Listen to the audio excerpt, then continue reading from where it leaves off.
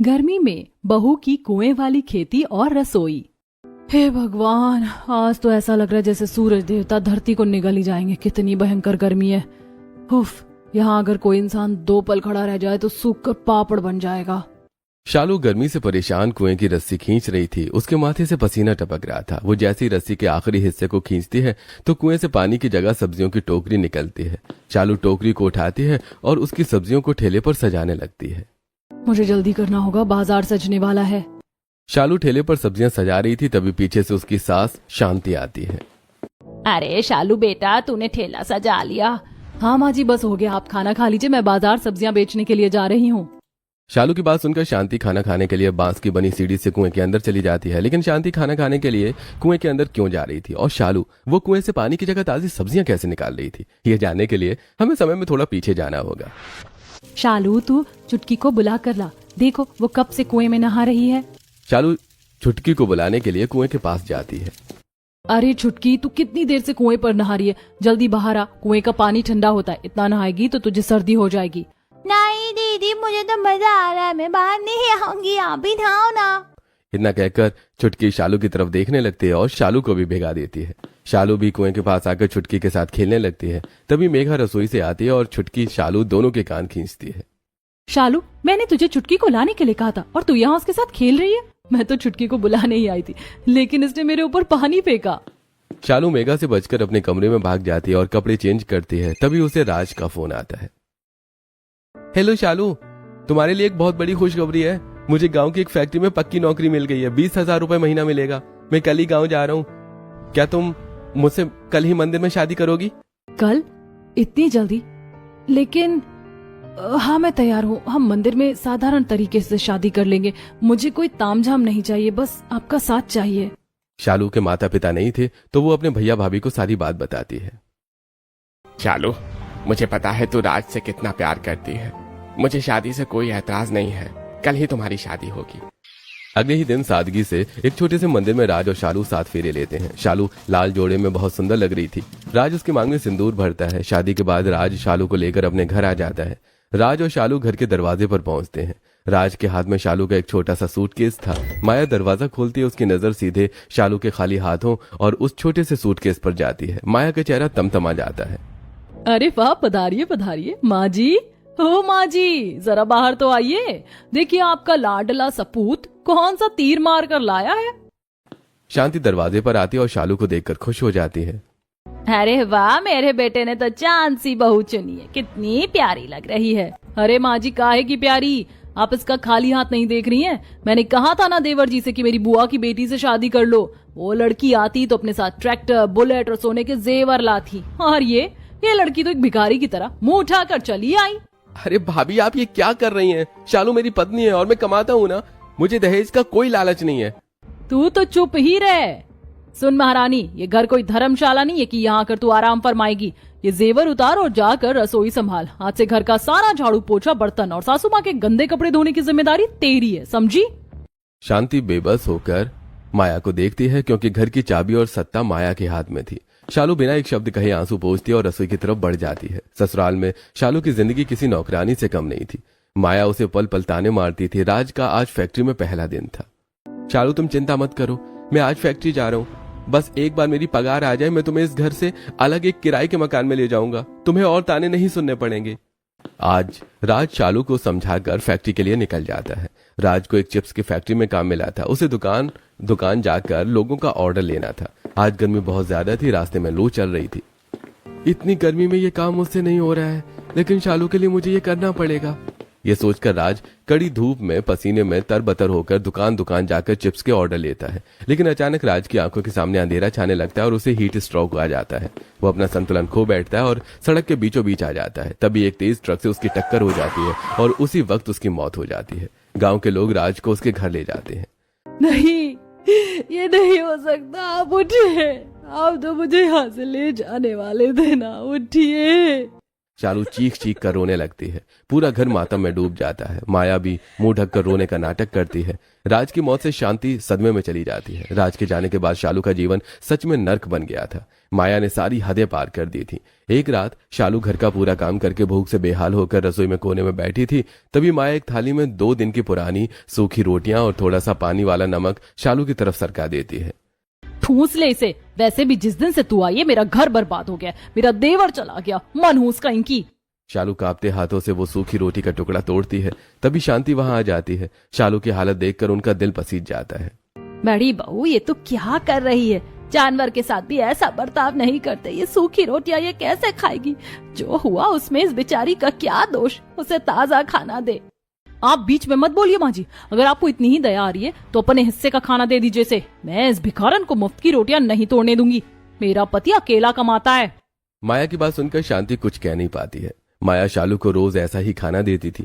एक दिन शालू बाजार से चावल लेकर आती और बचे हुए 20 रुपए माया को दे देती है। चोर कहीं की, चावल खरीदने में 150 रुपए लगे, 30 रुपए कहाँ गए? जरूर तूने खा लिया होगा। नहीं दीदी, मैंने पैसे नहीं लिए, चावल का दाम बढ़ गया है। मुझे पता है तू झूठ बोल रही है, बहुत बर्दाश्त कर लिया है मैंने तुझे। तूने तो चोरी करना शुरू कर दिया। निकल जा मेरे घर से। माया धक्के देकर शालू को घर से बाहर निकाल रही थी कि तभी राघव घर आ जाता है। माया, ये सब क्या हो रहा है? देखिए, इस शालू की बच्ची ने पैसे चोरी किए। मैं पूछ रही हूँ तो ये जवाब नहीं दे रही। मैं एक चोर को घर में नहीं रख सकती। बाहू, अगर शालू इस घर से जाएगी तो मैं भी उसके साथ जाऊंगी। हाँ तो जाइए ना, आपको किसने रोका है? वैसे भी आप बहुत चटोरी हैं, हर वक्त खाते रहती हैं। मेरे पति की आधी कमाई तो आप ही खा जाती हैं। माया, तुम माँ से कैसे बात कर रही हो? आज तो आपको चुनना ही होगा, या तो इस घर में मैं रहूंगी या शालू। अगर आपने शालू को घर में रखा तो मैं आपको तलाक देकर बिट्टू को लेकर चली जाऊंगी। माया की धमकी सुनकर राघव कुछ बोल नहीं पाता है। माया धक्का देकर शालू और शांति को घर से निकाल देती है। माँ जी, अब हम लोग कहाँ जाएंगे? शालू तू चिंता मत कर, गांव में मेरी मौसी की बेटी रहती, हम लोग उसके घर चलते। उसके बच्चे विदेश में रहते हैं। शांति शालू को लेकर अपनी मौसेरी बहन मालती के घर आती है और उसे सारी बात बताती है। शालू बेटा, तेरे साथ बहुत बुरा हुआ, लेकिन इस घर को तू अपना ही घर समझना। अब आप लोग यहाँ आराम से रह सकते हैं। मालती शालू और शांति को अपने घर में जगह दे देती है, लेकिन वो दोनों सास बहू से अपने घर के सारे काम करवाती है। एक दिन शांति और शालू रसोई में काम कर रही थी। पता नहीं भगवान हमें किस बात की सजा दे रहा है। पहले माया और अब मालती तुझसे नौकरानी की तरह काम करवा रही है। शालू मुझसे ये सब देखा नहीं जाता है। माँ जी, भगवान पर भरोसा रखिए, वो सब ठीक कर देंगे। मालती अपने कमरे में सो रही थी। शालू रसोई का काम करके उसके कमरे में झाड़ू लगाती है। मालती जब उठती है तो उसके सोने की चेन उसके गले में नहीं थी। अरे शालू की बच्ची, तूने मेरी सोने की चेन चुराई है? मैंने कुछ नहीं चुराया, मेरा यकीन कीजिए। मालती को गुस्से में देखकर शांति उसके कमरे में जाती और चेन ढूंढती है। चेन मालती के तकिए के नीचे थी। शांति चेन ले जाकर मालती को दे देती है। मैंने तुम्हें अपनी बहन समझकर तुमसे मदद मांगने आई थी, लेकिन तुमने ना सिर्फ मेरी बहू से नौकरानी की तरह काम करवाया बल्कि उससे चोर भी कहा। अब हम लोग तुम्हारे घर में 1 मिनट भी नहीं रहेंगे। चल शालू। शालू और शांति मालती के घर से निकल जाती हैं। दोनों कड़ी धूप में रास्ते में भटक रही थी। कड़ी धूप में चलने की वजह से शांति को प्यास लगने लगती है। शालू बेटा, मुझसे और चला नहीं जा रहा, मुझे चक्कर आ रहे हैं। माँ जी, थोड़ी देर और हिम्मत रखिए। वो सामने मुझे एक नदी और कुछ पेड़ दिखाई दे रहे हैं, चलिए वहाँ चलते हैं।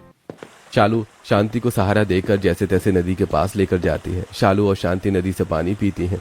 नदी के किनारे ठंडी हवा चल रही थी, जिससे शालू और शांति को काफी आराम मिलता है। थोड़ी देर बाद, माँ जी, हम लोग यहाँ कब तक बैठे रहेंगे? मुझे लगता है कि अब हमें चलना चाहिए। हाँ बहू, तू सही कह रही है, यहाँ बैठे रहने से नहीं होगा, हमें चलना चाहिए। इतना कहकर शांति शालू के साथ धूप में चलना शुरू कर देती है। थोड़ी दूर चलने के बाद, माँ जी, हम लोग चलते चलते कहाँ आ गए हैं? शालू, हम लोग गांव के बाहरी इलाके में आ गए, यहाँ ज्यादा लोग नहीं रहते। शालू और शांति इस तरह बातें करते हुए चल रही थी।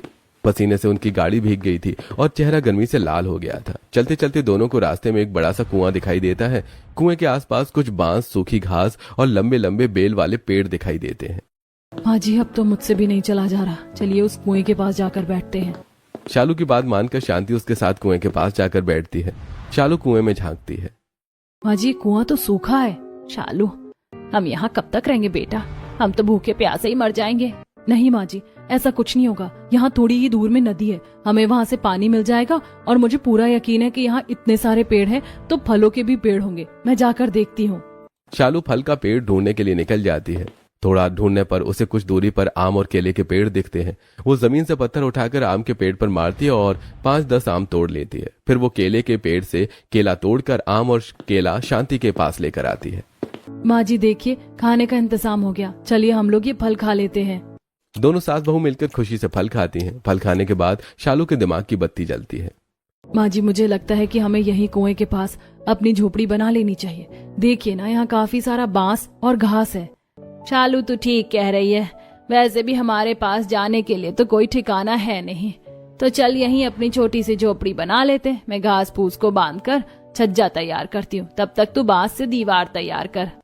शांति घास को बुनकर छज्जा बनाना शुरू करती है। वहीं शालू कई सारे बांस को एक साथ रखकर उसे पेड़ों के बेल से अच्छे से बांधकर दीवार बनाती है। दोनों सास बहू की मेहनत से घंटों का काम बहुत जल्दी हो जाता है और उनकी झोपड़ी तैयार हो जाती है। दोनों सास बहू अपनी झोपड़ी में जाती हैं।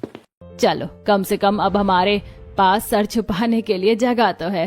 हाँ माँ जी, इस घर में तो कम से कम हम लोग इज्जत से रह सकते हैं। दूसरों के घर में हमें बेइज्जती के सिवा कुछ मिला नहीं है। शालू, राज के जाने के बाद तूने बहुत कुछ झेला है, लेकिन अब और नहीं देखना, अब हमारे साथ सब कुछ अच्छा होगा। शांति की बात सुनकर शालू को काफी अच्छा लगता है। शालू अपने आंसू पोंछती है। माँ जी, थोड़ी देर में अंधेरा होने वाला है, मैं जाकर थोड़े फल तोड़ लाती हूँ, रात में हम वही खाकर सो जाएंगे।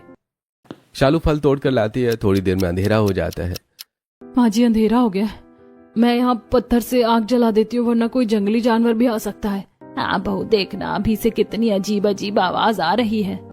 शालू 2 पत्थर लेती है और उसे घिसकर आग जलाती है। फिर दोनों झोपड़ी में जाकर फल खाती हैं और केले के पत्तों को जमीन पर बिछाकर सो जाती हैं। शालू और शांति सो रही थी, तभी झोपड़ी के बाहर से जानवरों के रोने की डरावनी आवाज आ रही है। हाँ जी, ये कैसी आवाज है, मुझे बहुत डर लग रहा है। हमारे घर के बाहर कुआं भी है, कहीं इस कुएं में कुछ चुड़ैल तो नहीं है? अरे शालू, तू खुद भी डर रही है और मुझे भी डरा रही है। राम का नाम ले, डर नहीं लगेगा। जय श्री राम, जय श्री राम, जय श्री राम, जय श्री राम। इस तरह शालू राम नाम जपते हुए जैसे तैसे सो जाती है। अगली सुबह जब उसकी नींद खुलती है तो वो फिर से जंगल के थोड़े अंदर जाकर फल तोड़कर लेकर आती है। शालू बेटा, तू इतनी गर्मी में फल कैसे तोड़ लेती है? आज तो सुबह ही सूरज देवता प्रकोप दिखा रहे हैं। अब क्या करूं माँ जी, अब इस जगह पर रहना है तो खाने का जुगाड़ करना ही पड़ेगा, लेकिन ऐसा कब तक चलेगा? हम लोग ज्यादा दिन भी तो फल पर जिंदा नहीं रह सकते। तो क्या करें बहू, हमारे पास दूसरा कोई रास्ता भी तो नहीं है, ना हमारे पास पैसे हैं कि राशन ला सके। शांति की बात सुनकर शालू दुखी हो जाती है और वो अपने पैरों के बिछुए की तरफ देखने लगती है। माँ जी आप चिंता मत कीजिए, हमारी परेशानियों का हल मुझे मिल गया है। मैं आज सुनार के पास जाकर अपने चांदी के बिछिए बेच दूंगी। उससे जो पैसे मिलेंगे उससे थोड़े बर्तन, राशन और सब्जी ले आऊंगी। अच्छा हुआ मैंने ये बिछिए नहीं उतारे थे। ये कैसी बात कर रही है बहू, तू होश में तो है? ये बिछिया तो तेरे सुहाग की निशानी है। माँ जी, जब सुहाग ही नहीं रहा तो सुहाग की निशानी का मैं क्या करूं? अभी हमारे हालात ठीक करने के लिए मुझे ये बिछिया बेचने पड़ेंगे।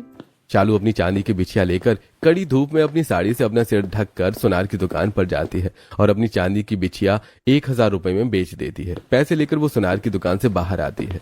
मैंने राज के दिए गिफ्ट को बेच दिया। ये सब सोचते हुए शालू उदास मन से राशन, बर्तन सब कुछ खरीद कर ले आती है। अरे शालू, तू तो पूरा बाजार ही खरीद कर ले आई है। नहीं माँ जी, ये सब तो जरूरत के सामान है। बहू तो सारा सामान ले आई, लेकिन खाना कैसे बनेगा? यहाँ तो कोई चूल्हा भी नहीं है। नहीं है तो कोई बात नहीं माँ जी, मैं चूल्हा बना लूंगी। शालू नदी के किनारे से मिट्टी उठाकर लाती है और उससे चूल्हा बनाती है। फिर वो चूल्हे पर खाना बनाने लगती है। चूल्हे का धुआं पूरी झोपड़ी में फैल जाता है। अरे शालू, इतना धुआं क्यों हो रहा है? पता नहीं माँ जी, शायद कुछ देर में धुआं कम हो जाएगा। चूल्हा जलने की वजह से घर भी कितना गर्म हो गया है। धुएं की वजह से शालू की आंखें लाल हो जाती हैं। माँ जी, एक तो इतना धुआं, ऊपर से इतनी गर्मी, मुझसे तो खाना बनाया नहीं जा रहा। अब क्या करेगी शालू, खाना तो बनाना ही पड़ेगा। आप सही कह रही है माँ जी, मुझे इस मुँह चूल्हे पर ही खाना बनाना पड़ेगा। शालू अपनी साड़ी के पल्लू से नाक बंद करके जैसे तैसे खाना बनाती है। दोनों खाना खाते हैं। खाना खाने के बाद शांति अपने केले के पत्ते वाले बिस्तर से आराम करती है। वहीं शालू कुएं के पास बैठकर बर्तन धोने लगती है। हाय राम जी, इतनी गर्मी है, बर्तन धोने में तो मेरी हालत खराब हो रही है। चूल्हे की वजह से बर्तन कितने काले हो गए। मुझे इसे अच्छे से घिसकर साफ करना होगा। शालू अच्छे से घिस घिस कर बर्तन धो रही थी, तभी उसके हाथ से साबुन गिर जाता है। शालू जैसे ही साबुन लेने के लिए आगे बढ़ती है वैसे ही साबुन पानी पर पैर पड़ने से उसका पैर फिसलता है और वो सीधे कुएं में गिर जाती है। कुएं में गिर जाने के बाद शालू जोर जोर से शांति को आवाज देती है। माँ जी, मैं कुएं में गिर गई हूँ, मुझे बाहर निकालिए। शालू की आवाज सुनकर शांति जल्दी से झोपड़ी से बाहर आती है और कुएं में झांक कर देखती है तो शालू कुएं में गिरी हुई थी। शालू तो कुएं में कैसे गिर गई? तू डर मत, मैं तुझे अभी बाहर निकालती हूँ। शालू को कुएं से बाहर निकालने के लिए शांति यहाँ वहां कुछ ढूंढने लगती है। तभी उसकी नजर पेड़ की बेलों पर जाती है जो काफी मोटी मोटी थी। शांति एक लंबी मजबूत पेड़ का बेल लेकर उसे कुएं के अंदर फेंकती है। शालू, इस बेल को पकड़कर ऊपर आ जा। शालू पेड़ के बेल को पकड़कर ऊपर आ जाती है। माँ जी, कुएं के अंदर बहुत ठंडक है। अरे तू कुएं को छोड़ और बता, तुझे कहीं चोट तो नहीं लगी? तू ठीक तो है? हाँ माँ जी, मैं बिल्कुल ठीक हूँ। शालू फिर से बर्तन धोने लगती है। ऐसे दिन गुजरते हैं। शालू और शांति अपने कुएं के पास वाली झोपड़ी में आराम से रहने लगी थी, लेकिन गुजरते दिनों के साथ गर्मी बढ़ रही थी और झोपड़ी के अंदर चूल्हा जलाने की वजह से झोपड़ी भी बहुत गर्म हो जाती। एक दिन दोपहर को शालू और शांति दाल चावल खा रही थी। शालू, कितनी गर्मी है, इतनी गर्मी में तो ये दाल चावल गले से उतरता ही नहीं है। वो तो है माँ जी, लेकिन अब क्या करें, मैं आम काट देती हूँ, आप आम के साथ दाल चावल खा लीजिए। शालू शांति का ख्याल रखने की पूरी कोशिश करती थी। शालू और शांति जैसे तैसे अपनी झोपड़ी में गुजारा कर रही थी। एक शाम मौसम खराब हो जाता है। शालू और शांति घर के बाहर आकर आसमान की तरफ देखती हैं। हे भगवान, लग रहा है जोर से बारिश होने वाली है। अगर बारिश हुई तो ये झोपड़ी पानी को ज्यादा देर रोक नहीं पाएगी और हम लोग भीग जाएंगे। माँ जी, जब तक बारिश होगी तब तक हम लोग कुएं में जाकर रह सकते हैं। हमें बस कुएं के अंदर जाने के लिए कोई सीढ़ी बनानी होगी। शालू पास पड़े बांस को लेती है और बांस को रस्सी में बांधकर सीढ़ी बनाती है। उसे कुएं में लगा देती है। फिर दोनों सीढ़ी से कुएं के अंदर चली जाती हैं। कुएं के अंदर जाने के बाद तेज बारिश होने लगती है। अच्छा हुआ शालू जो हम लोग यहाँ आ गए, यहाँ हम लोग नहीं भीगेंगे। शांति और शालू दोनों कुएं के अंदर बातें करने लगते हैं। थोड़ी देर में बारिश बंद हो जाती है और फिर से बहुत गर्मी होने लगती है। ऐसे दिन गुजरते हैं। एक दो दिन बहुत ज्यादा गर्मी पड़ती है और गर्मी की वजह से शांति की तबीयत खराब हो जाती है और वो बेहोश हो जाती है। माँ जी, उठिए ना। माँ जी। शालू शांति को उठाने की काफी कोशिश करती है, लेकिन शांति को होश नहीं आता। इसलिए शालू गांव के डॉक्टर को बुलाकर लाती है। डॉक्टर शांति को चेक करता है। देखिए, इन्हें लू लग गई है। आपको इन्हें गर्मी से दूर रखना होगा, वरना इन्हें हीट स्ट्रोक भी हो सकता है। इतना कहकर डॉक्टर चला जाता है और शालू परेशान हो जाती है। वो झोपड़ी के बाहर बैठकर रोने लगती है। पहले रात जी मुझे छोड़कर चले गए और अब माँ जी की ऐसी हालत है, मैं उन्हें ठंडी जगह में कैसे रखूं? हमारे पास तो रहने के लिए पक्का घर भी नहीं है, मैं उन्हें एसी की हवा कहाँ से ला कर दूं? ये सब सोचकर शालू रो ही रही थी कि तभी अचानक उसका ध्यान कुएं की तरफ जाता है। अरे हाँ, ये कुआं, इसके अंदर तो बहुत ठंडक है। माँ जी को वहाँ ले जाती हूँ। शालू शांति को सहारा देकर कुएं के अंदर लेकर जाती है। कुएं के अंदर जाने के बाद आहा, कितना अच्छा लग रहा है, यहाँ तो बहुत ठंडक है। माँ जी, यहाँ रहने से आपकी तबीयत ठीक हो जाएगी। हाँ शालू, यहाँ इतनी ठंडक जो है, लेकिन हमारी झोपड़ी तो गर्म ही रहेगी, क्योंकि खाना तो झोपड़ी में ही बनता है। माँ जी, झोपड़ी के अंदर रसोई होने की वजह से झोपड़ी गर्म हो जा रही है, तो मैं काम करती हूँ, इस कुएं के अंदर मैं अपनी रसोई बना लेती हूँ। अरे वाह, ये तो बहुत अच्छा आइडिया। जा जाकर अपनी रसोई यहाँ लेकर आ जा। शांति की बात सुनकर शालू कुएं के बाहर झोपड़ी में जाती है और वहां से अपना चूल्हा और बाकी रसोई का सामान लाकर कुएं के अंदर रख देती है। शालू, मुझे भूख लगी, तो एक काम कर, खिचड़ी बना दे। शालू खिचड़ी बनाती है, लेकिन आज चूल्हा जलाने से शालू को ज्यादा गर्मी नहीं लगती और क्योंकि कुएं का मुंह खुला था तो धुआं सीधा बाहर निकल रहा था। शालू कुएं के अंदर अपनी रसोई में खिचड़ी बनाती है और अपनी सास को खाने के लिए देती है। हाँ, आज कितने दिनों बाद गरम खाना भी खाने में अच्छा लग रहा है, क्योंकि यहाँ कितनी ठंडक है। शालू, तू भी खाना खा। शांति के कहने पर शालू भी अपने लिए खिचड़ी निकाल लेती है और फिर दोनों सास बहू खिचड़ी खाती हैं। बिल्कुल सही कहा माँ जी आपने। अब से हम अपनी रसोई कुएं के अंदर ही करेंगे और खाना भी यहीं खाएंगे, बस सोने के लिए झोपड़ी में जाएंगे। इस तरह बात करते हुए दोनों सास बहू खाना खाती हैं। ऐसे दिन गुजरते हैं। अब शालू अपनी रसोई कुएं के अंदर करने लगी थी तो उसे खाना बनाने में गर्मी नहीं लगती है। एक दिन शालू रात में शांति को आम रोटी खाने के लिए देती है। शालू, रोज रोज आम रोटी खाकर मैं तंग आ गई हूँ। क्या हम लोग सब्जी नहीं खा सकते? सब्जी का मुंह देखे कितने दिन हो गए हैं। माँ जी, आप परेशान मत होइए, कल मैं बाजार जाऊंगी, अगर मुझे सस्ते में कोई सब्जी मिली तो मैं खरीद कर ले आऊंगी। शालू के समझाने पर शांति चुपचाप खाना खा लेती है और फिर दोनों झोपड़ी में जाकर सो जाती हैं। अगले दिन शालू सुबह सुबह उठकर बाजार जाती है। सुबह सुबह गर्मी कम होने की वजह से बाजार में लोगों की काफी भीड़ थी। शालू एक सब्जी की दुकान पर जाती है। भैया, ये भिंडी कितने रुपए किलो है? बहन जी भिंडी 100 रुपए किलो है। भैया ये आप सब्जियों के कैसे दाम बता रहे हैं? अरे बहन जी पहली बार बाजार आ रही हो क्या? अभी सब्जियों के दाम बढ़े हुए हैं। आप एक काम कीजिए, जाकर किसी दूसरी दुकान से सब्जी ले लीजिए। शालू सब्जी वाले की दुकान से हट जाती है और बाजार में दूसरी दुकानों में जाकर देखती है, लेकिन सारी दुकानों में सब्जी काफी महंगी मिल रही थी, इसलिए वो बिना सब्जी लिए घर आ जाती है, उसे खाली हाथ देखकर। क्या हुआ शालू, तू सब्जी लेकर नहीं आई? माँ जी सब्जी बहुत महंगी मिल रही है, मेरे पास उतने पैसे नहीं थे। शालू तू दाल चावल ही बना दे, मैं खा लूंगी। शालू कुएं वाली रसोई में जाती है और दाल चावल बनाती है। खाना बनाने के बाद दोनों साथ में खाना खा रही थी कि तभी पता नहीं गरीब लोग सब्जी कैसे खाते हैं। अरे पागल, वो लोग अपनी सब्जी खुद उगाते हैं। काश मैं भी सब्जी उगा पाती तो हम लोग भी सब्जी खा पाते, लेकिन खेती करने के लिए तो उपजाऊ मिट्टी चाहिए, हमारे पास कोई जमीन थोड़ी है। शांति बड़े ध्यान से शालू की बात सुन रही थी, तभी उसका ध्यान कुएं की मिट्टी की तरफ जाता है। शालू इस कुएं के अंदर की मिट्टी तो कितनी उपजाऊ है, तू इस कुएं के अंदर अपनी सब्जी की खेती कर सकती है। हाँ माँ जी, मैंने पहले ध्यान नहीं दिया। ये मिट्टी तो कितनी अच्छी है, मेरे पास जो थोड़े बहुत पैसे बचे हैं मैं उससे कल बीज खरीद कर ले आऊंगी। अगले दिन शालू बाजार जाकर अलग अलग गर्मी की सब्जियों के बीज खरीद कर लेकर आती है और वो कुएं के एक कोने में छोटे छोटे गड्ढे करती है और फिर सब्जियों के बीज को उसमें डालकर उसके ऊपर मिट्टी डाल देती है और ऊपर से पानी छिड़क देती है। माँ जी मुझसे तो इंतजार नहीं हो रहा, बस ये सब्जी जल्दी से उग जाए। शालू अगर तुझे अपनी सब्जियों को जल्दी बड़ा करना है तो इसमें चाय पत्ती का पानी डालना और अच्छे से खाद डालना। शांति की बात मानकर शालू अपने खेत का बहुत अच्छे से ध्यान रखती है। वो सुबह शाम अपनी सब्जियों के पौधों में पानी डालती है और कभी कभी चाय पत्ती का पानी भी डालती थी। खेत का ध्यान रखने में शांति भी शालू की मदद करती थी। ऐसे दिन गुजरते हैं, देखते ही देखते 2 महीने बीत जाते हैं। अब शालू के खेत में भिंडी, तोरई, बैंगन, टमाटर, करेला, आलू काफी कुछ उग जाता है। माँ जी देखिए हमारे कुएं वाले खेत में कितनी अच्छी सब्जी हुई है। अरे देखना, ये कद्दू और तरबूज के बेल तो कुएं की दीवार पर चढ़ गए हैं। माँ जी मैं आपको हमारे खेत की सब्जी बनाकर खिलाती हूँ। शालू अपने कुएं वाले खेत में जाकर कद्दू, टमाटर, भिंडी, आलू काफी कुछ तोड़ती है। फिर वो एक एक करके भिंडी, आलू, कद्दू सब काटती है। शालू भिंडी, आलू की भुजिया, कद्दू की सब्जी, टमाटर की चटनी और दाल चावल बनाती है। आज जब शांति खाना खाने के लिए बैठती है तो उसकी आंखों में आंसू आ जाते हैं। शालू तूने मेरे लिए कितना कुछ बनाया है। एक तू है जो मेरी पसंद नापसंद का इतना ख्याल रखती है, हर एक बड़ी बहू थी जो मेरे खाने पर आंख गड़ा कर रखती थी। माँ जी छोड़िए ना, बीती बातों पर ज्यादा ध्यान नहीं देना चाहिए। हम लोग खाना खाते हैं वरना खाना ठंडा हो जाएगा। शालू के समझाने पर शांति खाना खाने लगती है। शालू ये सब्जी कितनी टेस्टी लग रही है, हमारी सब्जी तो बाजार की सब्जी से लाख गुना अच्छी है।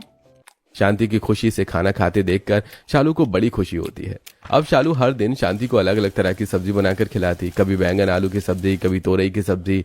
अच्छा खाना खाने से शांति की तबीयत भी सुधर गई थी। ऐसे दिन गुजरते हैं। गुजरते दिनों के साथ गर्मी बहुत बढ़ गई थी। गांव में लोगों के खेत सूखने लगे थे, इसलिए सब्जियां पहले से भी काफी ज्यादा महंगी हो गई थी।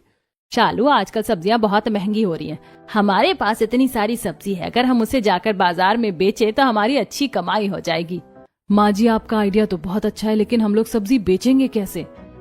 शालू उसकी चिंता तू मत कर, मेरी पड़ोस वाली विमला से अच्छी दोस्ती हो गई है, मैं उससे ठेला मांग कर ले आऊंगी। शांति विमला के घर से ठेला मांग कर ले आती है। अगले दिन शालू सुबह सुबह उठकर एक बड़ी सी टोकरी में सब्जियों को तोड़कर रख देती है और कुएं की रस्सी से टोकरी को बांध देती है। शालू के काम करने की आवाज से शांति की नींद खुल जाती है। शालू तो सब्जी बेचने जा रही है, रुक मैं दही लेकर आती हूँ, दही शक्कर खाकर ही नए काम की शुरुआत करनी चाहिए।